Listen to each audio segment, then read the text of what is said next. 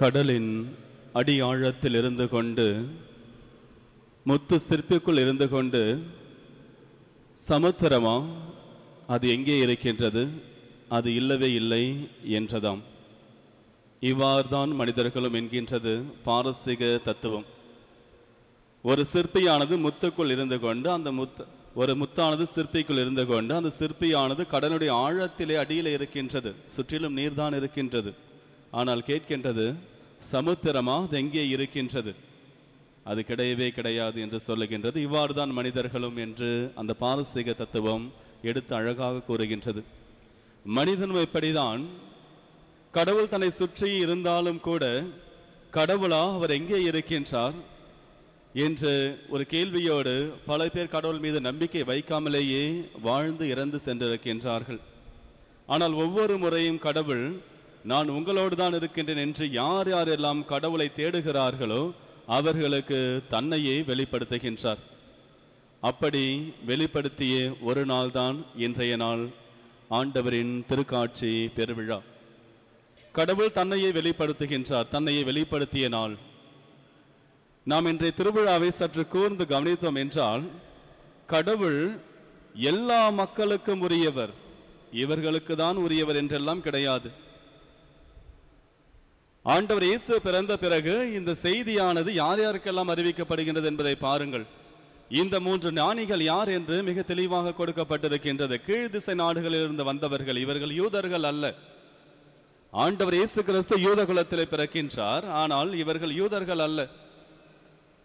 Armenian திருச்சபை என்ன சொல்கின்றது என்றால், இந்த 3 பேருடைய பெயர்களையும் சொல்லி இவர்கள் எங்கிருந்து வந்தார்கள் என்பதையும் கூட சொல்லுகின்றது.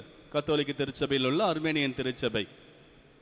இந்த 3 ஞானிகளிலே ஒருவர் பெயர் பல்தாசர், மற்றொருவர் பெயர் மெல்கியோர், இன்னொருவர் பெயர் கஸ்பார். இந்த 3 பேருமே ஒருவர் அரேபியாவிலிருந்து வந்ததாகவும், ஒருவர் பர்ஷியாவிலிருந்து வந்ததாகவும், இன்னொருவர் இந்தியாவிலிருந்து வந்ததாகவும் என்று அந்த அர்மேனியன் திருச்சபை குறிப்பிட்டு காட்டுகின்றது. இந்த 3 பேருமே வெவ்வேறு கலாச்சாரத்தை சார்ந்தவர்கள், வெவ்வேறு மொழி பேசுகின்றவர்கள், வெவ்வேறு கடவுளை வணங்குகின்றவர்கள்.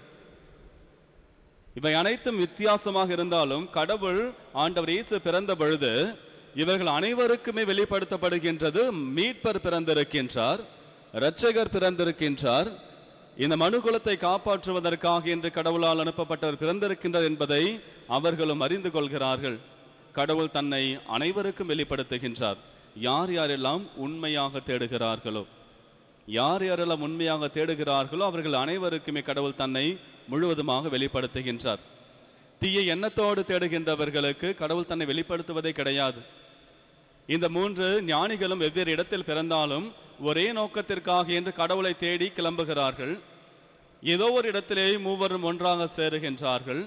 சேர்ந்த பிறகு அவர்கள் பெத்லகேமுக்கு செல்வதற்காக என்று அந்த அரசரை பார்ப்பதற்காக என்று செல்கின்றார்கள். வழியிலே பார்வோனுடைய அரண்மனை இருக்கின்றது. அவர்களை ஒரு நட்சத்திரம், ஒரு விண்மீனானது வழிநடத்தி சென்று கொண்டிருக்கின்றது. அவர்கள் நினைத்துக் கொள்கிறார்கள், நிச்சயமாக அந்த மீட்பர் இந்த அரண்மனையில் பிறந்திருப்பார் என்று. உடனே அந்த அரண்மனைக்குள்ள போறாங்க. போயிட்டு அங்க அந்த அரசர்கிட்ட கேட்கிறாங்க, பார்வோன் மன்னன் அங்க இருக்கிற அரசர்கிட்ட, ஏரோது அரசர்கிட்ட கேட்கிறாங்க, பிறந்திருக்கின்ற குழந்தை எங்கே, அரசர் எங்கே என்று கேட்கின்றார்கள். ஆனா அப்பதான் அவங்களுக்கு தெரிய வருது, அந்த குழந்தை, அந்த அரசர் அங்கு பிறக்கவில்லை என்பதை அவர்கள் தெரிந்து கொள்கிறார்கள். அதன் பிறகு அவர்கள் தவறான இடத்தில் இருக்கின்றார்கள் என்பதை அறிந்து கொண்டு தவறான இடத்திலே தேடினால் சரியான ஒன்றை கண்டுபிடிக்க முடியாது என்பதை உணர்ந்து கொள்கிறார்கள். உடனே அரண்மனையை விட்டு வெளியே வருகிறார்கள். அந்த விண்மீன் மீண்டும் அவர்களை வழிநடத்துகின்றது. அந்த குழந்தை இருந்த இடத்திற்கு அவர்களை வழிநடத்தி செல்லுகின்றது. அங்கே குழந்தையை காண்கின்றார்கள். அவர்கள் கொண்டு வந்த பொருட்களை அந்த குழந்தைக்கு காணிக்கையாக கொடுக்கின்றார்கள். இயேசுவில் பிரியமானவர்களே, இன்னும் சற்று ஆராய்ந்து பார்த்தோம் என்றால், அந்த விண்மீனானது அவர்களை வழிநடத்தி கொண்டு வந்து கொண்டிருக்கின்றது. அவர்கள் அந்த பார்வோனுடைய அந்த ஏரோது அரசனுடைய அரண்மனைக்கு சென்ற உடனேயே அந்த விண்மீன் மறைந்து விடுகின்றது. அந்த விண்மீன் அங்கே மறைந்து விடுகின்றது. அந்த ஏரோது அரசனும் என்ன செய்கின்றான், தன்னுடைய நாட்டில் இருக்கின்ற, தன்னுடைய இடத்தில் இருக்கின்ற மிகப்பெரிய சட்ட வல்லுநர்களையும் மறைநூல் அறிஞர்களையும் அனைவரையும் அழைத்து, இந்த குழந்தை எங்கே பிறந்திருக்கின்றது, இப்படி ஒரு குழந்தை பிறந்திருக்கின்றதா என்பதை கணித்து பாருங்கள் என்று கேட்கின்றான். அவர்களும் கணித்து பார்க்கின்றார்கள். யூதா குலத்திலே ஒரு குழந்தை பிறக்கப் போகின்றார், அவர் இந்த உலகம் முழுவதையும் ஆளப்போகின்ற ஒருவர் என்பதை அவர்கள் வெளிப்படுத்துகின்றார்கள். ஆனால் இருந்தாலும் கூட அவர்களில் ஒருவர் கூட ஆண்டவர் இயேசுவை காணவில்லை. அவர்களில் ஒருவர் கூட ஆண்டவர் இயேசுவை காணவில்லை. கடவுள் அவர்களுக்கு தன்னை வெளிப்படுத்தவில்லை. அதுதான் மிக முக்கியமான ஒன்று. காரணம், அவருடைய உள்ளத்திலே நல்ல சிந்தனை அல்ல, தீய எண்ணத்திலே கடவுளை அவர்கள் தேட நினைத்தார்கள். அந்த குழந்தையை தேடி கொலை செய்ய வேண்டும் என்பதுதான் இந்த ஏரோது அரசனுடைய எண்ணம். எனவே அவர்களால் கண்டுகொள்ள முடியவில்லை.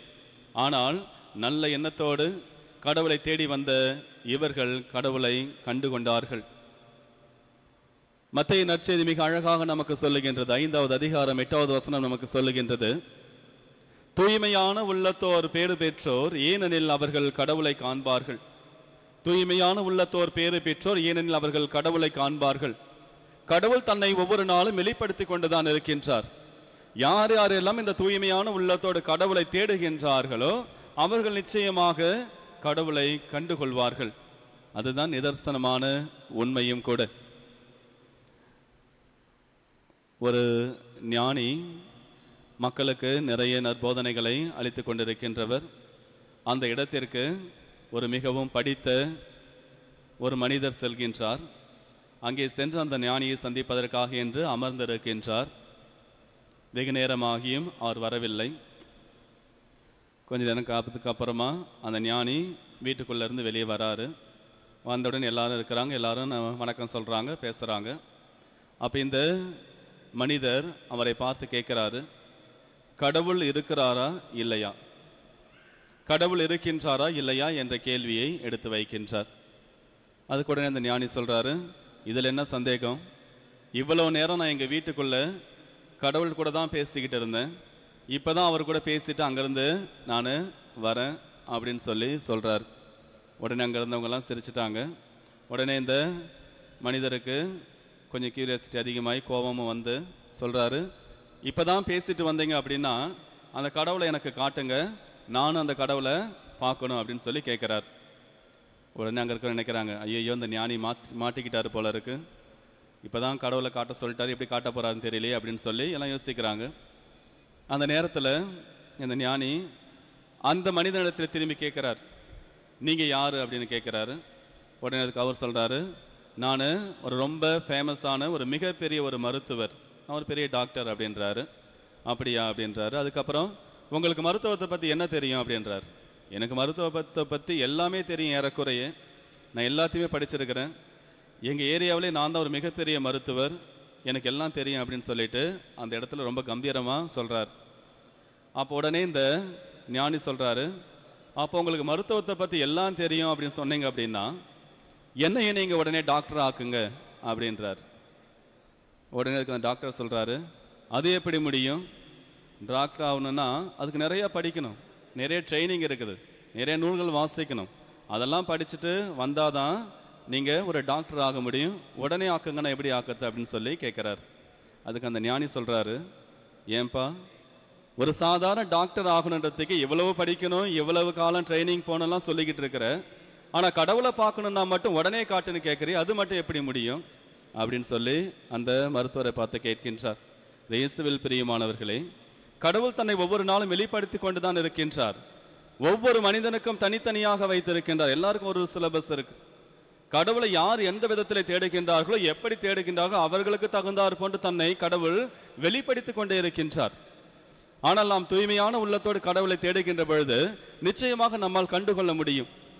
இதைதான் ஆண்டவர் இயேசு கிறிஸ்து சொல்லுகின்றார். மத்தேயு நற்செய்தி 7வது அதிகாரம் 7வது வசனத்திலே சொல்லுகின்றார், கேளுங்கள் கொடுக்கப்படும், தட்டுங்கள் திறக்கப்படும், தேடுங்கள் கண்டடைந்து கொள்வீர்கள் என்று சொல்லுகின்றார். யார் யாரெல்லாம் நல்ல மனதோடு தேடுகின்றார்களோ அவர்கள் நிச்சயமாக கண்டுகொள்வார்கள். கடவுளுடைய வார்த்தை ஒருபோதும் பொய்க்காது. நீங்கள் சரியான விதத்திலே தேடுகின்றோம், நல்ல உள்ளத்தோடு தேடுகின்றோம் என்றால் கடவுள் நிச்சயமாக நமக்கு அவரை வெளிப்படுத்துவார், நாம் கேட்பதையும் கொடுப்பார். அதுதான் நம் கடவுள். பல பேருக்கு இது பல மாதங்கள் ஆகலாம், சில பேருக்கு ஒரு நாள் ஆகலாம், ஒரு வருஷம் ஆகலாம், எவ்வளவு நாட்கள் வேணாலும் ஆகலாம். ஆனால் கடவுள் தன்னை நிச்சயமாக வெளிப்படுத்துவார். அந்த தூய்மையான உள்ளத்தோடு தேடுகின்றவரை நாம் அவரை கண்டுகொள்வோம்.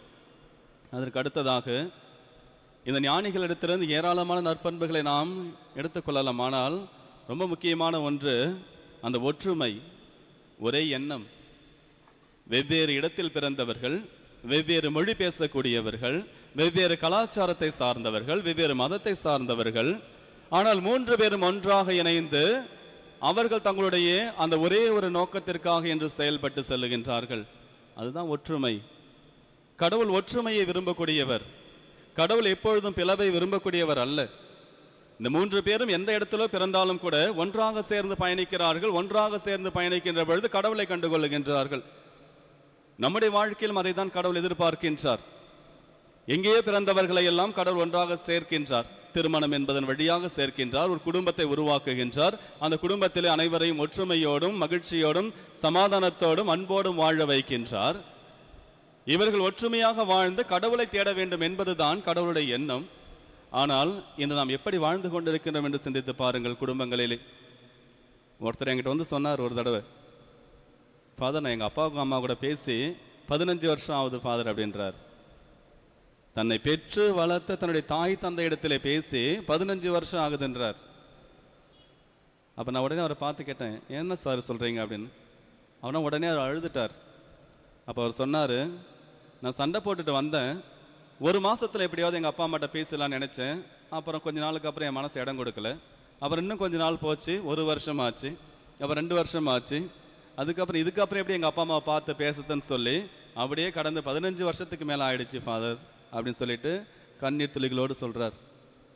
நம்ம குடும்பங்களிலும் அப்படிதான். சகோதரர் சகோதரிகளுக்குள் சண்டை. குடும்பத்திலே ஒற்றுமையாக வாழ வேண்டும் என்று இருக்கின்ற நெருங்கிய ஒரே கலாச்சாரத்தை சேர்ந்த ஒரே மொழியை பேசக்கூடிய ஒரே இடத்தில் வாழ்ந்து கொண்டிருக்கின்ற ஒரே வீட்டிலே உண்டு கொண்டிருக்கின்ற நம்மால் ஒற்றுமையாக வாழ முடிவதில்லை. ஒற்றுமையாக வாழாத போது கடவுளுடைய ஆசீர்வாதம் எப்படி நமக்கு கிடைக்கும்? எத்தனை குடும்பங்களில் சகோதரர் சகோதரிகளுக்கு சண்டை, எத்தனை வருடங்கள் பேசாமல் இருக்கின்றார்கள் என்று சிந்தித்து பாருங்கள். எத்தனை பேர் தாய் தந்தையரோடு சண்டையிட்டுக் கொண்டு அவர்களிடத்தில் பேசாமல் இருக்கின்றார்கள் என்று சிந்தித்து பாருங்கள். தாய் தந்தையர்களுக்கு வயதாகிவிட்டால் அவர்களை கண்டுகொள்வது கூட கிடையாது. அவர்கள் எதிர்பார்ப்பதெல்லாம் ஜஸ்ட் ஒரு ஃபோன் பண்ணி ஒரு 5 நிமிடம் பேச வேண்டும், ஒரு 5 நிமிடம் அவர்களோடு செலவிட வேண்டும், அதை தான் எதிர்பார்க்கிறார்கள். அதை கூட யாராலும் கொடுக்க முடிவது கிடையாது. சாதாரண சிறு சிறு காரியங்களுக்கெல்லாம் கணவன் மனைவிக்குள்ளே சண்டையிட்டுக் கொண்டு அவர்கள் பிரிந்து சென்று விடுகின்றார்கள். டைவர்ஸ் வரைக்கும் போய் நிற்கிறாங்க. ஆனா கடவுள் சொல்றார் பாருங்க, திருப்பாடல் 133 1வது வசனத்திலே கடவுள் சொல்லுகின்றார், சகோதரர்கள் ஒற்றுமையாக வாழ்வது எத்துணை நல்லது, அது எத்துணை இனியது என்று முடிக்கின்றார்.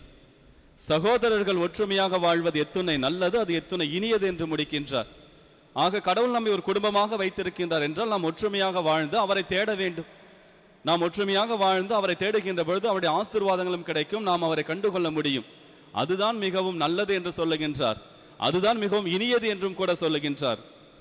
குடும்பத்திலே நாம் ஒற்றுமையாக வாழ்கின்ற போது அது இனிமையான ஒரு வாழ்க்கையாக இருக்கும். அது ஒரு நல்ல ஒரு வாழ்க்கையாக இருக்கும், சிறந்ததொரு வாழ்க்கையாக இருக்கும். நீங்கள் எதை கேட்டாலும் கடவுள் உங்களுக்கு நிச்சயமாக கொடுப்பார். கடவுள் உங்களுடைய உள்ளத்தை பார்க்கின்றவர். இயேசுவில் பிரியமான சகோதர சகோதரிகளை, மீண்டும் ஒரு முறை கடவுள் நம் ஒவ்வொருவருக்கும் சொல்லுகின்றார், கடவுள் அனைவருக்கும் பொதுவானவர், அனைவருக்கும் உரியவர். யார் யாரெல்லாம் தேடுகிறார்களோ அவர்களுக்கு தன்னை வெளிப்படுத்தக்கூடியவர். எனவே கடவுள் நம்மை குடும்பமாக படைத்திருக்கின்றார், வைத்திருக்கின்றார், ஒன்றாக சேர்த்து வைத்திருக்கின்றார். நாம் ஒரே குடும்பமாக ஒற்றுமையாக வாழ்வோம், ஒருவரை ஒரு அன்பு செய்து வாழ்வோம். நாம் சேர்ந்து கடவுளை தேடுவோம், கடவுளுடைய ஆசீர்வாதங்களை பெறுவோம், கடவுளை கண்டுகொள்வோம். ஆமேன்.